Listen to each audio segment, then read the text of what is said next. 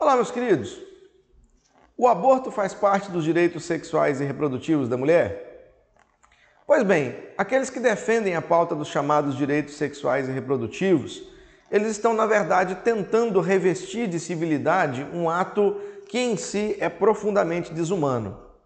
Acontece que, como o termo aborto ele já é amplamente reconhecido pelo que ele realmente é, a morte de uma criança inocente e indefesa no ventre materno, novas expressões e eufemismos, eles são constantemente criados pelos abortistas para tentar suavizar um pouco no ouvido, o discurso e tentar tornar ele mais atraente, mais aceitável aos desprevenidos. É exatamente nesse contexto que se encaixa a expressão direitos sexuais e reprodutivos, que nada mais é, na verdade, do que aborto indiscriminado e legalizado. Sob o slogan de empoderamento feminino e autonomia da mulher sobre o seu próprio corpo, o que está acontecendo é que coloca-se, então, o direito da mulher em conflito com o direito do seu filho que está para nascer. Mas será mesmo que o aborto é um direito sexual e reprodutivo da mulher? Faz parte dos direitos sexuais e reprodutivos da mulher? Existe um conflito entre o direito à vida da criança e o direito à autonomia da mulher? É sobre isso que nosso vídeo de hoje vai falar.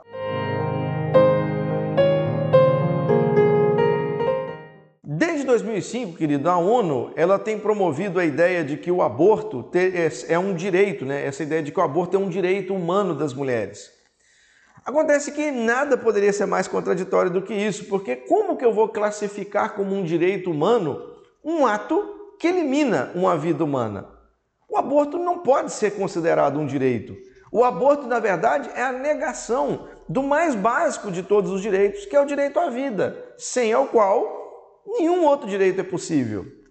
Ao tornar o aborto um direito, o que nós estamos fazendo é comprometendo toda a estrutura de direitos sobre o qual uma sociedade justa precisa se assentar. Por quê? Porque o verdadeiro direito, ele pressupõe o bem, mas o aborto representa o mal na sua face mais extrema, na sua forma mais extrema, que é a morte. Sacrificar a vida de um ser humano indefeso em nome de um suposto direito de outro é uma desproporcionalidade inaceitável, é uma violação ética, é uma violação legal e que vai transformar o instrumento do direito, o instrumento do bem, em um instrumento de opressão. Vai tornar as nossas leis em um instrumento de opressão. Ao legitimar o aborto, querido, sob essa bandeira dos direitos sexuais e reprodutivos da mulher, o que nós estamos fazendo é abrindo uma porta perigosa para a tirania.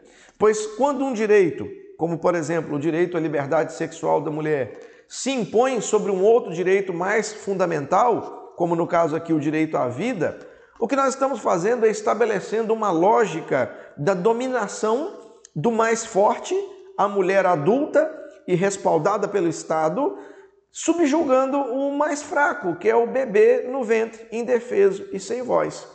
Eu não posso chamar isso de emancipação de direitos. Isso precisa ter o nome do que ele realmente é opressão legalizada e indiscriminada. A verdade é que não existe conflito entre os direitos dos pais e dos filhos. Os pais têm, na verdade, a obrigação de cuidar dos seus filhos. E, portanto, o filho, por outro lado, tem o direito a que seus pais cuidem dele. Pode haver nessa relação um conflito de necessidades, mas não um conflito de direitos. Não se trata de um conflito entre o direito da criança e o direito da mãe, mas sim uma oposição, onde de um lado você tem o direito da criança e do outro lado você tem as obrigações da mãe. Nesse entendimento, a criança tem o direito de viver e de ser cuidada e a mãe tem o dever de preservar essa vida, não o direito de eliminá-la. Isso é o bem que o direito pressupõe. Uma comparação interessante foi feita pelo Dr. Luiz Garcês, que ele é médico da USP. Ele ilustrou muito bem a incoerência dessa ideia de colocar o aborto como um direito da mulher, ele diz algo mais ou menos assim, olha, o nascituro também tem o direito ao bem-estar. E o meu direito ao bem-estar também é violado quando o meu vizinho começa a tocar bateria, né, até altas horas da noite. Mas isso não me autoriza a invadir a casa do baterista e dar nele 2 tiros na cabeça para que eu volte para casa e consiga dormir. O exemplo é forte, mas deixa claro o que eu quero dizer aqui. O incômodo ou o desafio de uma situação não pode justificar um ato letal contra ele. Quando se trata da vida humana, não se pode tratar esse tema dos direitos como uma simples balança. Você tem os direitos da mulher, você tem os direitos da criança. Então, vamos balancear. Não pode ser visto assim. O direito à vida, ele é muito maior do que o direito ao bem-estar da mulher. Em troca desse bem-estar, eu não posso simplesmente autorizar um ato letal contra a vida humana. Com isso, eu estaria pervertendo o direito.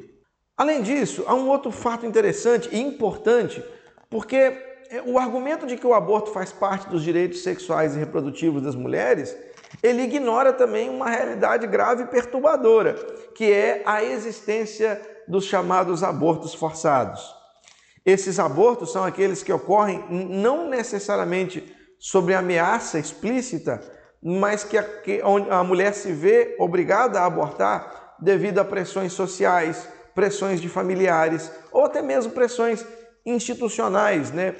Coisas que incentivam e empurram essas mulheres a interromperem uma gravidez. Na prática, meu querido, muitos abortos não são escolhas livres da mulher, mas decisões apressadas, mal informadas, muitas vezes tomadas sob pressão emocional, psicológica ou institucional. Há diversos fatores que podem atuar aí como agentes de pressão para um aborto. Familiares, namorados, patrões e até mesmo a sociedade que julga, né, e adota uma postura antinatalista. Entre os relatos mais tristes e que não são poucos, estão, por exemplo, os casos de estupradores que forçam suas vítimas a abortarem para encobrirem os seus crimes. De acordo com um estudo do Instituto de Pesquisa Econômica Aplicada, né, o IPEA, aproximadamente 64% dos estupros registrados no Brasil são cometidos por familiares. E como a legislação atual ela permite o aborto em caso de estupro sem que haja necessidade de um boletim de ocorrência, o agressor muitas vezes ele consegue esconder o seu crime eliminando o fruto da sua violência através do aborto. Nesse cenário, o que acontece? A mãe ela passa pelo trauma do estupro, passa pelo trauma do aborto e em seguida é obrigada a voltar para sua casa para novamente conviver com o agressor e ver esse agressor impune, sem qualquer responsabilização para o seu ato. Assim, sob a aparência de proteger os direitos sexuais e reprodutivos, o que se vê na prática é uma redução da segurança das mulheres e uma consequente limitação da sua capacidade de exercer os seus direitos sexuais e reprodutivos. A liberação do aborto, querido, longe de ampliar os chamados direitos sexuais das mulheres, ele acaba por retirar delas o verdadeiro direito de escolha, né, tornando-as ainda mais vulneráveis a pressões externas e à manipulação ideológica. O aborto é, portanto, um fator de profunda perturbação social. Não há garantia de direitos, né? Ele não garante direitos, ele antes anula os direitos daqueles que mais sofrem com seus efeitos. Então, cabe-nos questionar a quem realmente interessa a defesa intransigente dos direitos sexuais e reprodutivos como justificativa para a legalização do aborto.